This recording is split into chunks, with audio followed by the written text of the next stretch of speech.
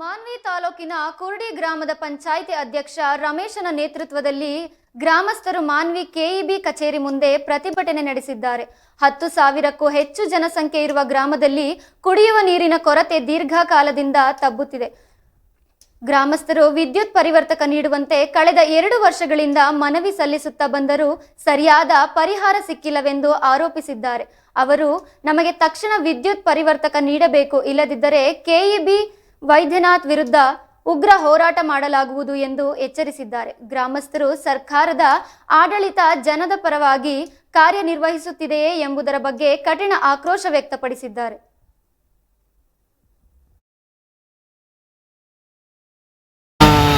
ಇತರ ಸಂಘ ಸಂಸ್ಥೆದವರು ಎಲ್ಲರೂ ಊರಿನ ಗ್ರಾಮಸ್ಥರು ಇದ್ರೇನು ಇವರು ಒಂದು ಕೆಬಿ ಜೈಗಳು ಸ್ಪಂದನೆ ಮಾಡ್ತಾ ಇಲ್ಲ ಅಂತೇಳಿದ್ರೆ ಒಂದು ಅಧ್ಯಕ್ಷರಿಗೆ ಮತ್ತು ಕುರುಡಿ ಗ್ರಾಮ ಪಂಚಾಯತ್ ಅಧ್ಯಕ್ಷರಿಗೆ ನಿರ್ಲಕ್ಷ್ಯ ಮಾಡಿದಾಗ ಸಾಮಾನ್ಯ ಜನರಿಗೆ ಎಷ್ಟು ಕಷ್ಟ ಕೊಡ್ಬೋದು. ಇವರು ಮುಂದಿನ ದಿನಗಳಲ್ಲಿ ನಾವೆಲ್ಲ ಭಾಳ ಜನನ ಸೇರಿಸ್ಕೊಂಡು ಇಲ್ಲೊಂದು ಉಗ್ರ ಹೋರಾಟ ಮಾಡಬೇಕಾಗ್ತದೆ ಅಂತೇಳಿ ಅವ್ರದ್ದು ಮನವರಿಕೆ ಮಾಡುವಂಥ ಸಂದರ್ಭ ಬರ್ತಾ ಇದೆ.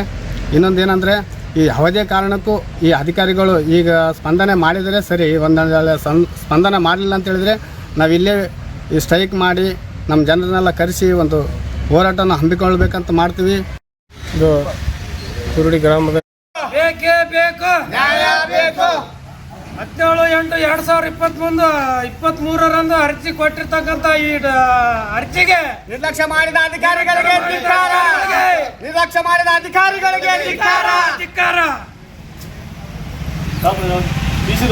ಸರ್ ಬರ್ರಿ, ನೋಡ್ರಿ ಸರ್, ನೀವೇ ನೋಡ್ರಿ. ಒಂದು ವರ್ಷ ಆಯ್ತು ಸರ್, ಫೋನ್ ಮಾಡಿದ್ರು.